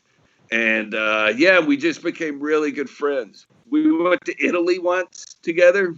This is a good Fred Willard story. So we go to Italy, and we're at the Coliseum. And there's an elevator that takes you from the floor of the Coliseum up to the second thing. And it's a giant tourist elevator. It fits like 20 people, and it takes about a minute to go up 2 stories or whatever. And so we get in this elevator, me, Fred, and our ladies. And then this tourist group gets in. It's English speaking. And it's a lot of people from Australia or England, a lot of Europeans. And we get in, the guy's talking. And when the guy stops, we're in the very back of the elevator. Fred turns to me and he goes, hey, where are you from, friend? And so I'm excited. I don't know what we're doing, but I'm like, okay, we're doing a bit. This is going to be great. And I go, I'm from Los Angeles. And he goes, oh, really? I'm from Las Vegas. We got one of these coliseums in Las Vegas, much nicer than this one. And so the tour guide hears it, immediately is offended at the ugly American. Excuse me, sir, what did you say? I was telling my new friend here, we got one of these coliseums in Las Vegas, much nicer than this one. Air conditioned, carpet, you get eat inside it. And the guy goes, well, sir, this is over 2,000 years old. Fred goes, yeah, it looks it. To say, friend, you ever seen the Great Pyramids? I go, no. He goes, we got them. How about the Eiffel Tower? You ever seen that? Nope. We got the Eiffel Tower. Statue of Liberty? You got to come to Vegas. I go, wow, that does sound good. And only like 2 people in the group recognized him, and everyone else is just, oh, the ugly, dumb American who loves Las Vegas. That is amazing. I would have freaked out. I would have panicked and not been a part of the bit. I would have definitely not recognized. Oh, no. And just be like, what are you doing, Fred? Stop. That's, oh, God, that's Dude, that's that so was funny. the thing. Anytime you served him something, it was coming back across the net hard. You got to be ready. That is so great. It has to be a kind of, I mean, I don't know, looking back, it has to be bittersweet for you. Do you miss SNL at all? Do you miss writing for The Tonight Show? Because you're not doing it right now. Do you miss those? Yeah, I do miss those. Yeah, they were fun times. It was fun, hard work. I was gonna say, I don't think most people know how difficult it is to write for an SNL. For people watching now live or watching later on YouTube, just give me an overview of a typical day in a week for a writer for SNL, because it's more than just a day. It's kind of a long week. Yeah. So you start on Monday, and there would be a topical meeting in the afternoon, and you would go over through whatever was happening in the news, and what we should be talking about this week. And they always try to be current, and Lauren always stressed that, where it'd be like, why this week for that sketch? Mm-hmm. Especially if he didn't like the sketch and it got laughs, he could dismiss it with, why this week? Alien abductions. Really? Is it in the news? Is there a zeitgeist? But so you want to be topical. So we do that Monday. Then the host would come in Monday night, and you'd meet them, and you would pitch them ideas. And then Tuesday was a writing day. You wrote all day. They would bring the host around if you wanted to show them something before read through, which was Wednesday. And at Wednesday, they read 40 sketches and pick about 12. And so that's a long afternoon read through. And then Thursday was rewrite day. And you would rewrite whatever 12 got picked. And then Friday, Saturday was blocking and just blocking and camera. And then Saturday night, they had the dress rehearsal, which usually had a half-hour extra show. And that's at 8 o'clock. And then at 11:30, they would do the show, and they would cut like 3 sketches from the 12 that were already picked. Wow. So that's a typical week. Then you got Sunday off. Then Monday, you got some new ideas for me? Need some new ideas. That would be exhausting. I just, Yeah, the amount of pressure you must feel. Well, you get in the pocket. There is that when you first get there. Like I didn't sleep good on Sundays for probably the first 7 shows, just sitting around Sunday all day going, oh God, what am I going to write? I got to think of something, man. Eek, eek. And the sweat comes down. But then once you get in the pocket and you belong there, yeah, and you can get comfortable, it's still hard work, but it's fun. And it's great because another one of Lauren's sayings was, it doesn't go on because it's ready. It goes on because it's 11:30, And that was the great thing about being live, and it's such a energy to it. Like, here's a weird thing. Like, every year we would tape commercial parodies because we'd show up 4 weeks before the season started, and we'd write commercial parodies and we'd film some. And I will say at least 3/4 of the first ones you film don't make it or get pushed back just because you've seen it. And 3 weeks later, you're watching it again and you're just over picking it and trying to make it perfect. And it really goes against what SNL is kind of the vibe of it. Uh-huh. So like the first commercial parody, by the time I'd been there 4 years, I was like, ooh, don't pick mine first. It's going to die. You're going to kill it. By us having 3 weeks to look at it, and then people are like going, yeah, I don't think this is that funny anymore. Yeah, it's not. We've seen it 100 times. Do you remember your first sketch how long did it take for your first sketch to make air? And do you remember what it was and the feeling that you had? I got one to dress that got cut. And this was a big lesson too. Like, it was easily better than 3 sketches that made it. Uh-huh. And it did well at dress. And I was waiting before the meeting between shows. And one of the older writers comes over and goes, hey, I'm just telling you, don't be surprised if your sketch gets cut, because it's probably going to happen and it doesn't make any sense. So I'm not trying to bust your balloon. You had a good sketch. Oh, yeah. And then it got cut. And then I got a bunch of jokes on update. Okay. Which was nice. Yeah. And so that makes you feel good while you're waiting around. And then I think probably the 5th show I got a sketch on. Nice. And I think it was about when Exxon and was it Mobile? Yep. They combined, and I wrote a sketch of 2 guys from an Exxon station coming over to make fun of the 2 guys from the Mobile station. And so I got that on in the Vince Vaughn show. So that was cool. Nice. That was the first one that went to air. And then it becomes a blur, though. I was there 9 years. It's and then, a long time. Like there was a show on the other night. Natalie Portman was hosting, and I didn't recognize the musical guest I'm watching. I'm like, oh man, I could have used a residual check. I wish this was the one. And then Horatio came on, and we left the same year. So I went, hey, wait a minute, he's there. No memory of the show at all. Really? No memory. Waited till the very end. My name was on the credits. I said, okay, I was there. Like, yes, go check the mailbox in a couple weeks. What happened? What happened that week? Where was I? How drunk was I that week? I wasn't usually drunk all week. I usually remember portions of it. 9 years is a long time, though, to write for that show, isn't it? I mean, that's not Yeah, an average career for an SNL writer. Yeah, it was good, and I was good at it. It was something I could do well. So that was very cool. So Dr. Dre on 290 in the chats, in the super chat. Thank you, Dre. Much appreciated. But he said, what's Tashawn's funniest moment with Leslie Jones?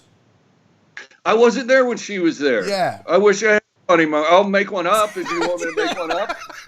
No, I'm curious. One time, me and Leslie, we watched the Doc Ellis no-hitter, the no-hitter about him having acid.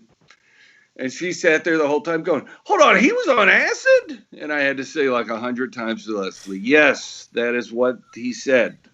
Okay, that's my Leslie Jones story I made up. I don't know. What? She's funny, but I don't know When her. you were there, what was the cast? I mean, the people that...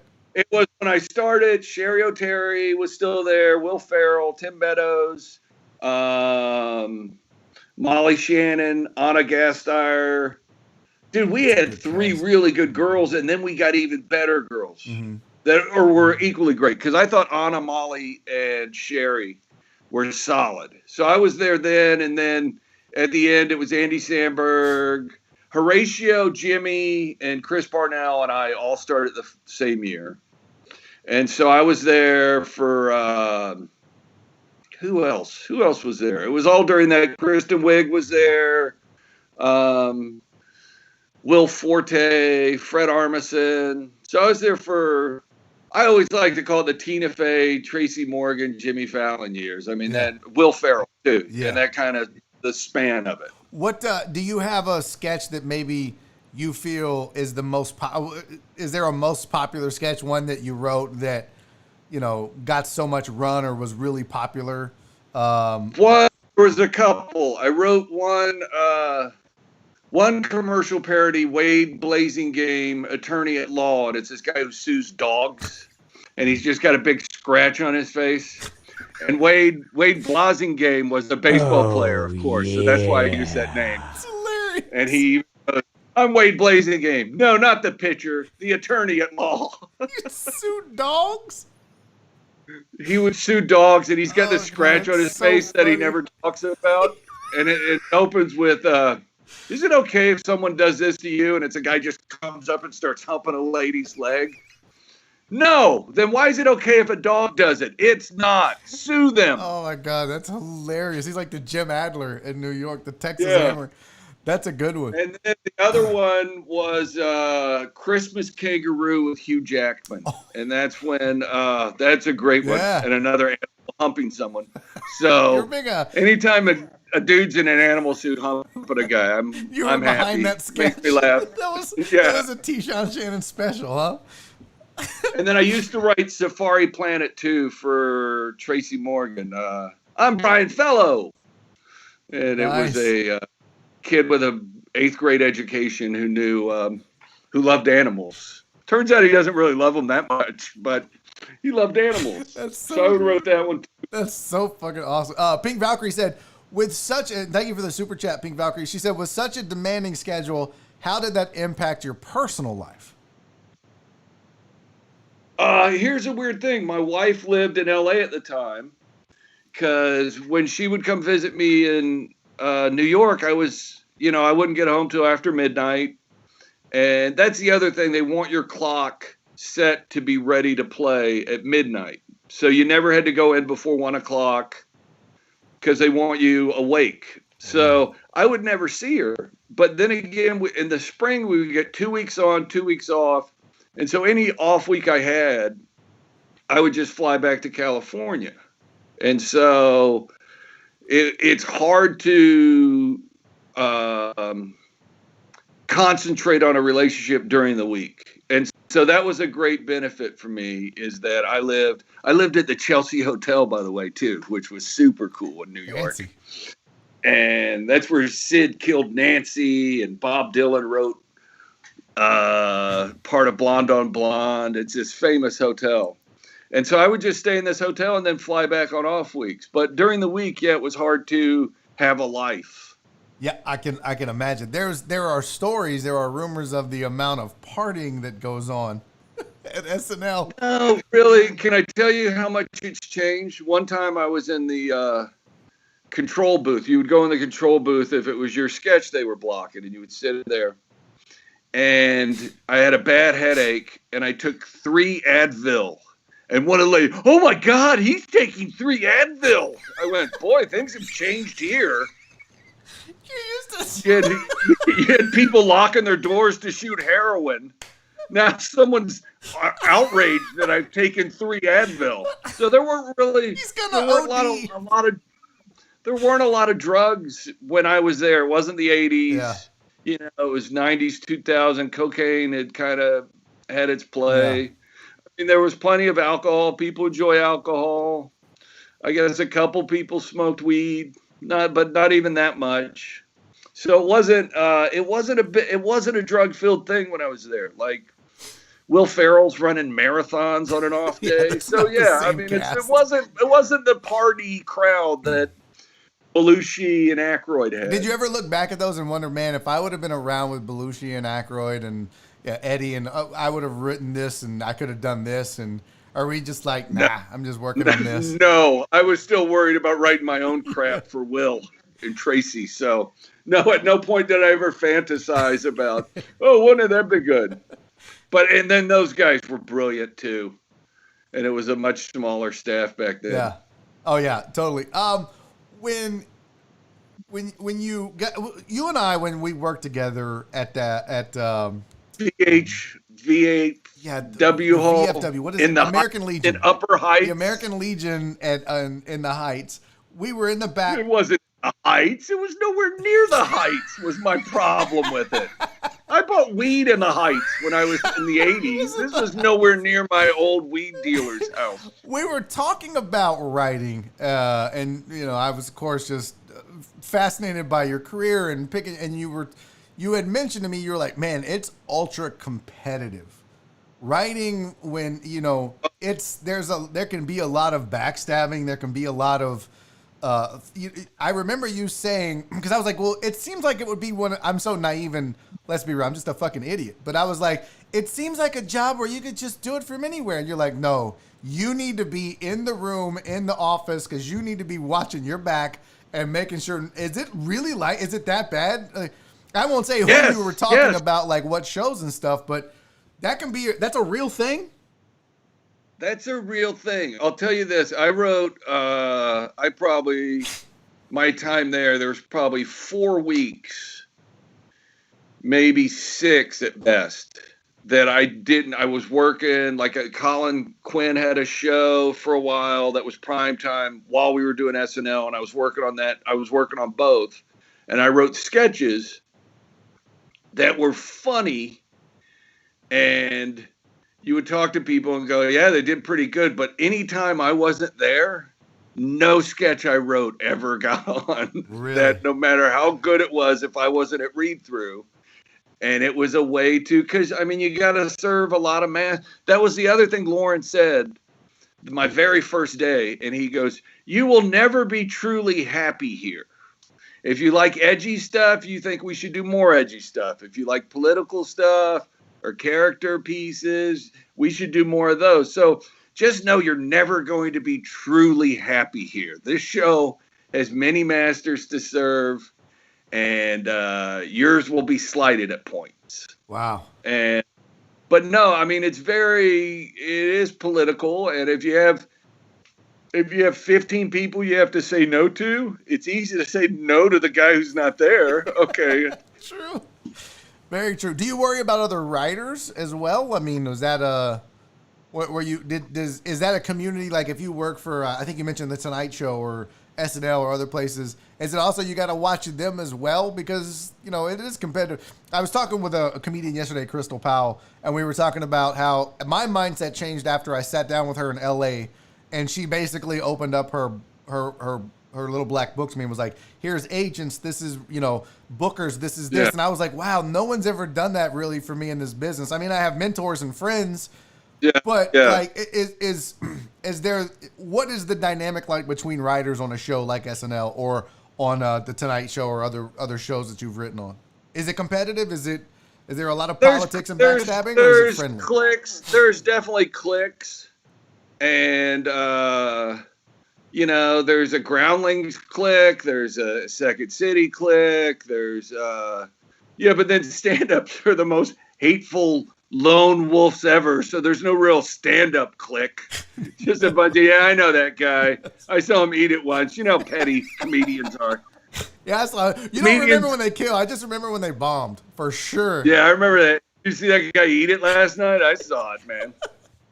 There's cliques, but it's not where people go out of their way to screw you over or try to torpedo your sketches or anything like that. But I mean, there's competition, but it was never. I never found it nasty. Okay. Well, that's good. But then again, I grew up with comedians who are the most hateful people on the planet, and I'm one of them. So I'm not speaking out of school, and it's just the nature of comedy, especially stand-up. We're awful. We're awful people. Yeah, we are.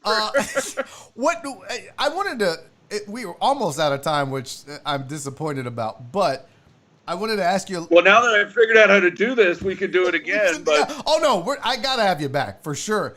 But there's this joke in comedy, which a lot of folks that don't do comedy don't understand or know about, the Aristocrats. And there was a movie about it, and you did a bit on it. And looking back, that's not something that I think translates into like what most people have done with that joke. It doesn't occur today. And I think it speaks to how our society has evolved and how comedy has to evolve with it. When you look back and you look at today, what are your thoughts on, because you were in the Aristocrats movie. Yes. And had some things that were controversial. Dude, here's one for you. And I don't know what year that came out. So we'll say I can Google it early 2000. Early 2000. Mm-hmm. But my joke at the premiere 2005 iced the audience. Yeah.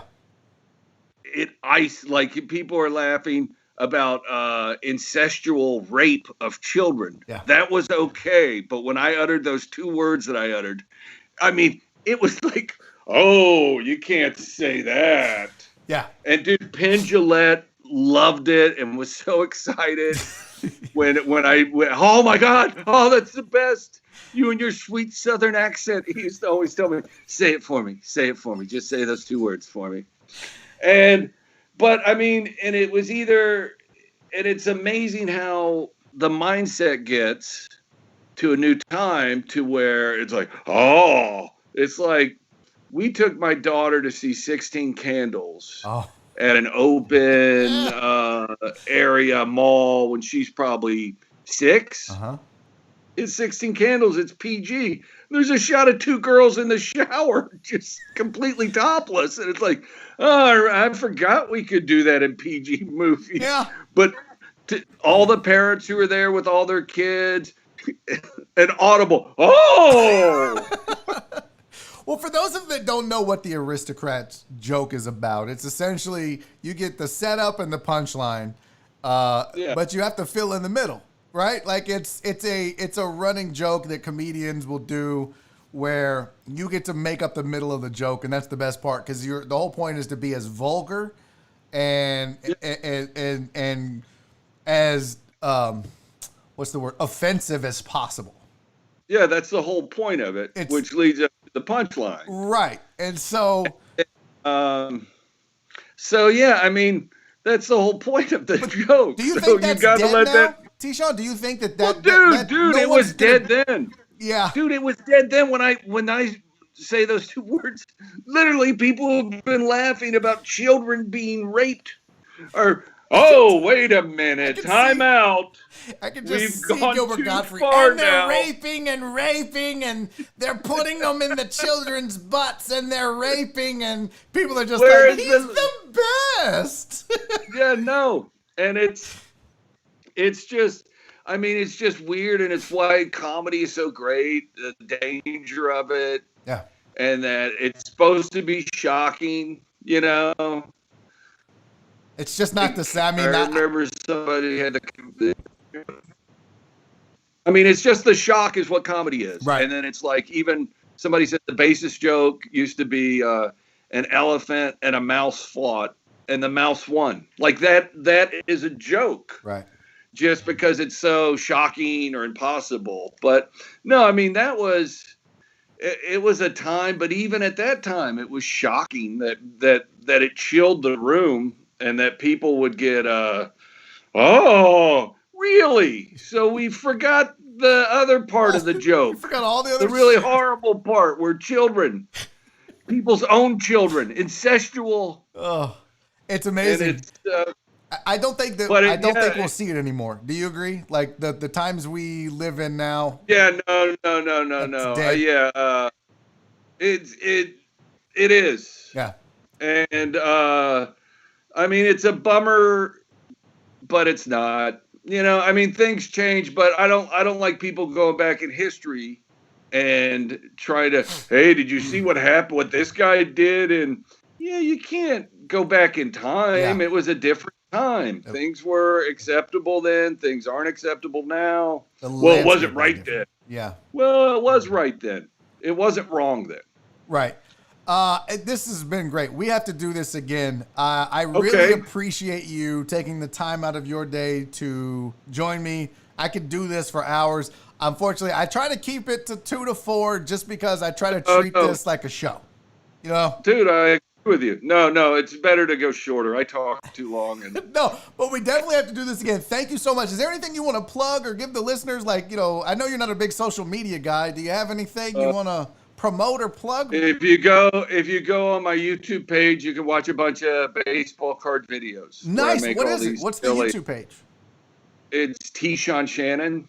And the one I would do, there's a rap song called Looking for Some Mookie, which is a good rap song. Nice. And then there's one called Not Cliff Johnson. And then those are the two most, what would it be? Accessible. Okay. If you're not a baseball fan. Okay. And if you're really into baseball, there's about 100 more you could watch. Tashawn Shannon on YouTube. I can't wait. Yeah. I'm going to pull one and run it Monday. During the break, I run a commercial. I try to have something entertaining. So I'll run one of those on Monday. Not Cliff Johnson. Not Cliff Johnson's a really funny one. Got it. Tashawn, thank you so much, buddy. I really appreciate you being here, sharing your knowledge, and having a good time, man. This was great. All right. Thanks, Barry. Until Glad it next worked out. time, that is it, guys. That is Barry on Deck. Another week is in the books. Thank you guys so much for tuning in. Thank you guys so much for being here. Don't forget, tomorrow, 2 shows. Tonight, 1 show. Tomorrow, 2 shows. Myself, John Westling, and several other people are at the Houston Improv. Join us. Come hang out. But wear a mask. I will say that. Wear a mask. And I probably won't do meet and greets afterwards. I just want to say, if you're coming, we got to 6 feet it, all right? We got to be socially distant. I'll probably bring some shirts. I'll have them on a table. You buy one, we can take a 6-foot picture. But I'll be there. Come hang out. Guys, thank you so much for another wonderful week. Thank you so much for the support. I want you guys to be safe. I want you guys to be kind. Most importantly, love each other. I'll see y'all next week.